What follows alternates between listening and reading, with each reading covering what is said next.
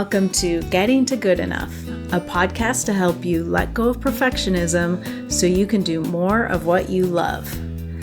I'm Shannon Wilkinson, a life coach in Portland, Oregon. I'm a recovering perfectionist who's getting better at good enough. And I'm Janine Adams, a certified professional organizer in St. Louis, Missouri, and I'm lucky enough to be naturally good at good enough. And today we're talking about the problem with balance.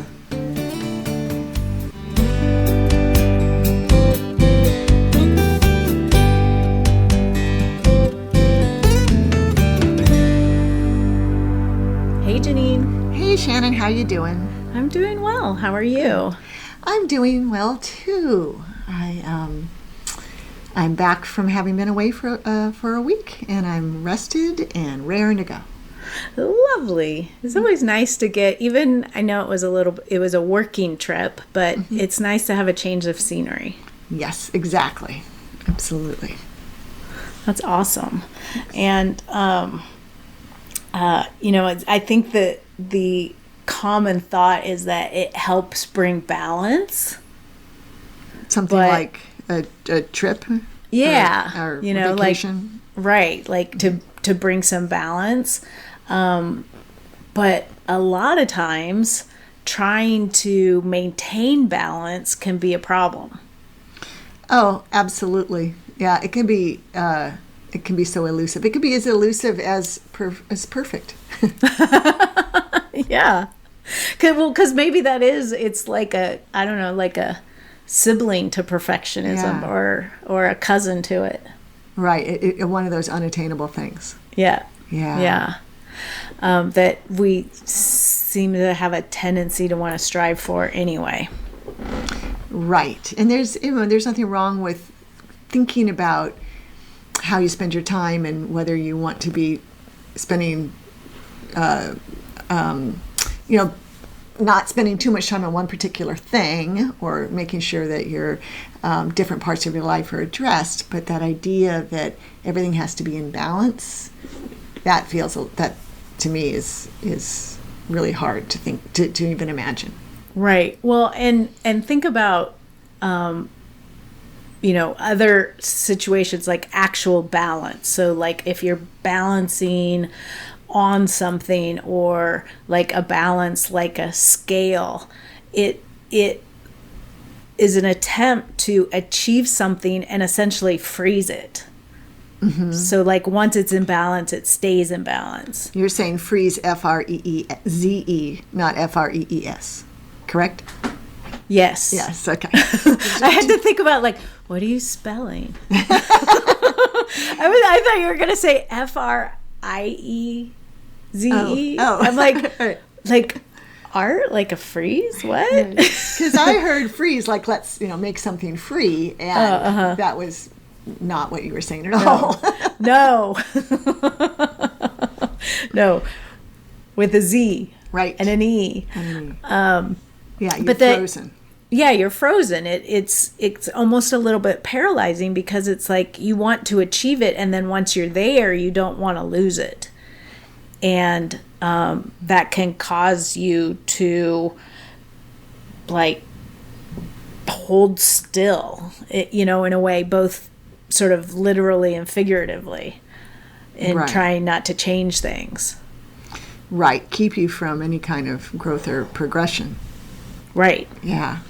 When I think about that balance and like physically balancing, I think of the, I don't know, I'm sure they have a name, but I don't know what it is. Those boards, I loved these when I was a kid, with like a skateboard kind of top, but some sort of ball thing in the middle that you would, ridge along. Yeah, I'm describing it so poorly, but you would have to stand stock still, or move frantically in both either direction to try to. Yeah, and that's a lot of effort. It is. I had to spend a fair amount of time on it. I think it's just called the balance board. Oh, okay. In PT. Both PT for my ankle, and then PT when I was doing the concussion management programs for balance. Ha ha ha. And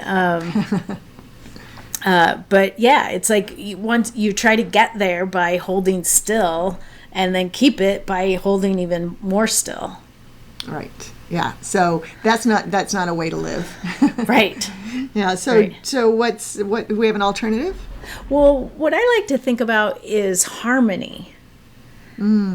And being in harmony and sort of living your life in harmony and thinking about how, sort of there are different phases and different times and, different cycles, and sort of keeping those things in harmony.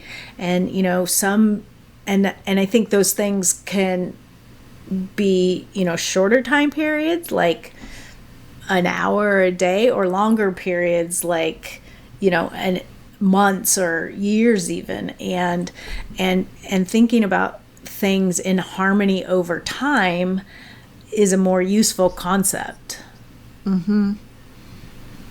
Right, absolutely. Plus it's just such a nice image, right? A harmonious life. Right. So and also it's interesting. I haven't thought about it much before this moment, but if you think about things balancing, they're separate.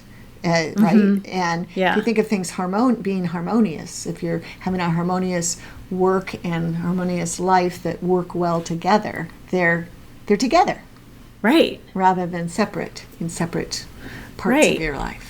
Yeah, and so, if you there are a lot of different sort of metaphors you can use, but just using the music one, it's like, there's part of it that is the I don't even know what's like the main part, and then there's the harmony. And that creates, the greater harmonious nature of it.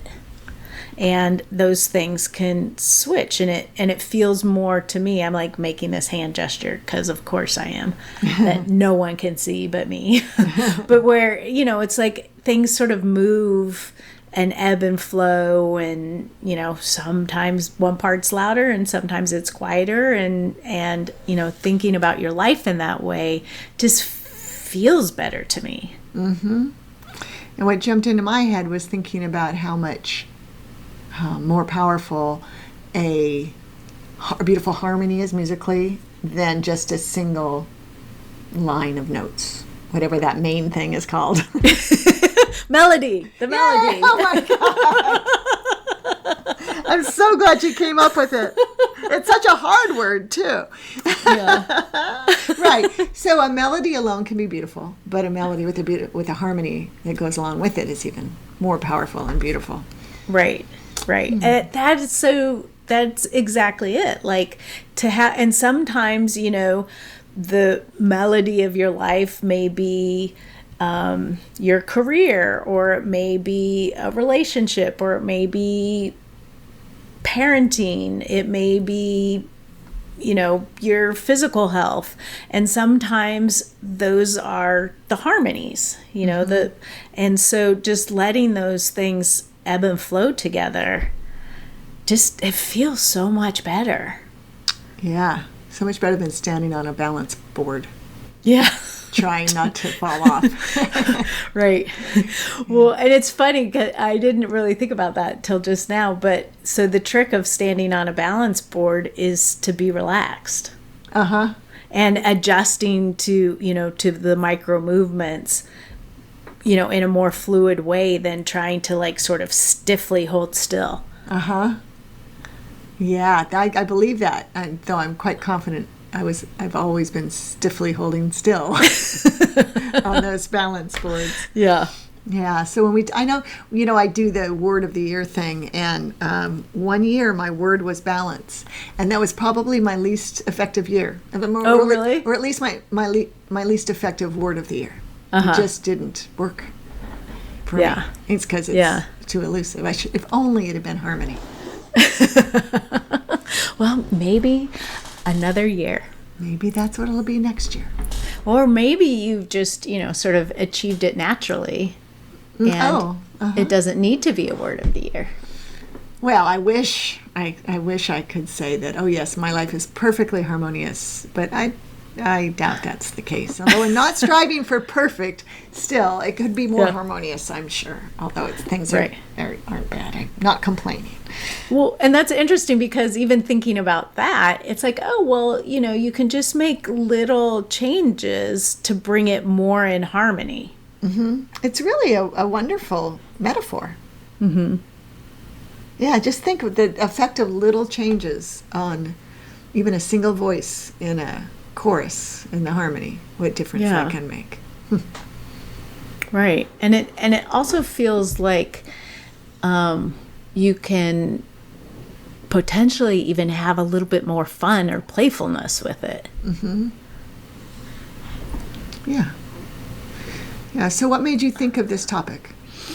I was working with a client, having a client session, and she was talking about wanting to be in balance and trying to balance things, and so I've thought about this for some time, and so I started talking to her about this concept, and then came up with the idea of harmony instead of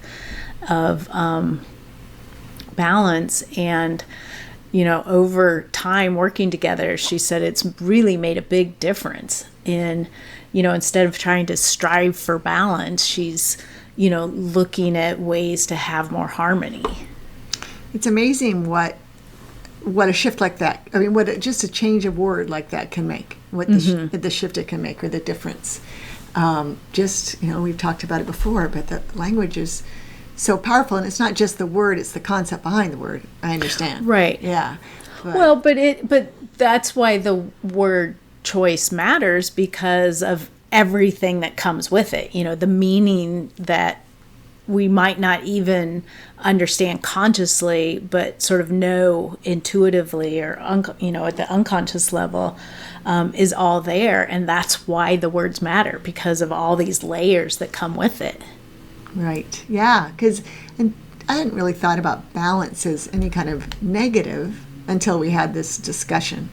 And boy, the difference in the feeling that the word balance evokes compared with harmony. Right. I mean, harmony, that's a great word. I mean, there's nothing negative about that.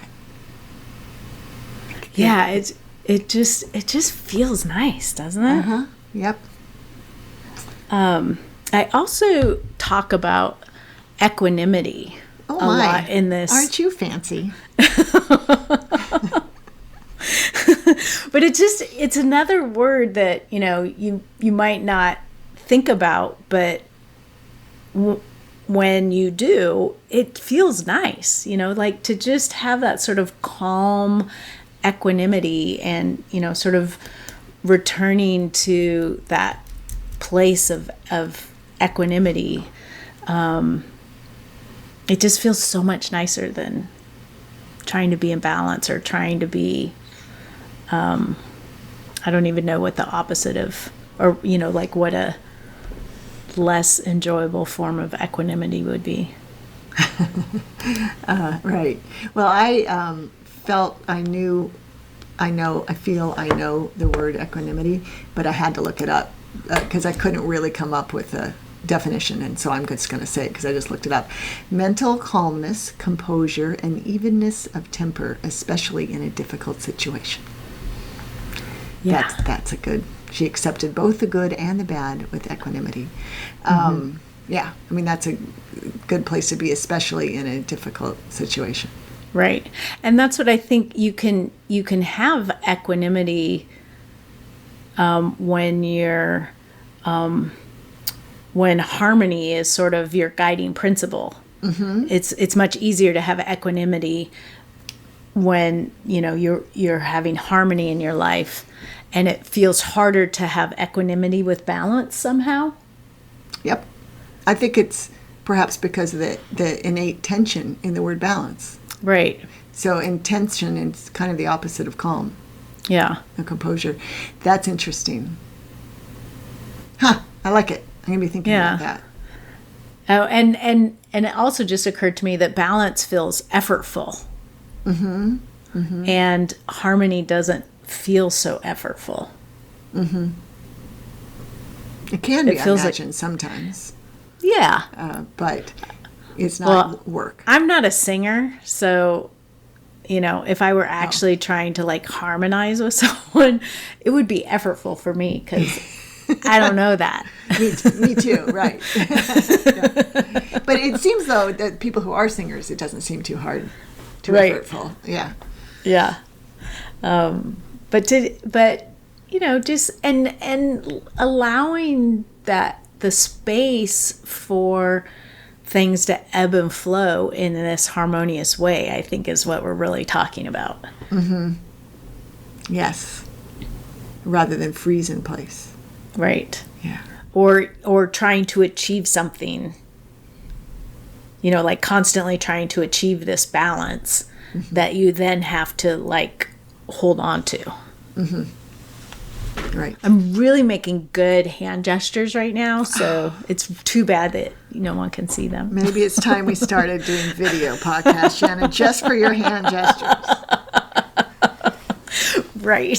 It seems like not necessarily the best reason to go to that effort, but we could consider it. Yeah. I mean, it's worth considering. So we would like to hear from you, our listeners.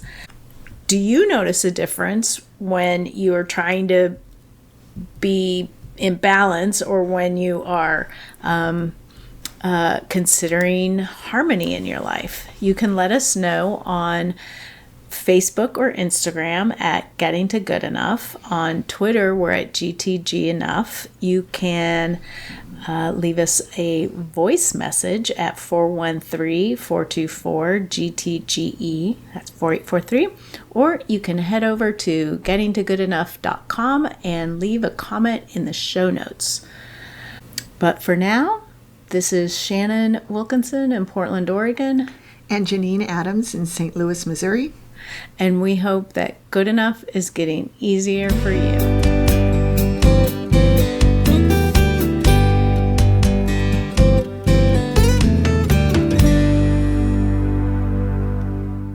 It's too bad we aren't singers, because we could sing a little harmony right now. Oh, that would be amazing. Yeah, but no. No.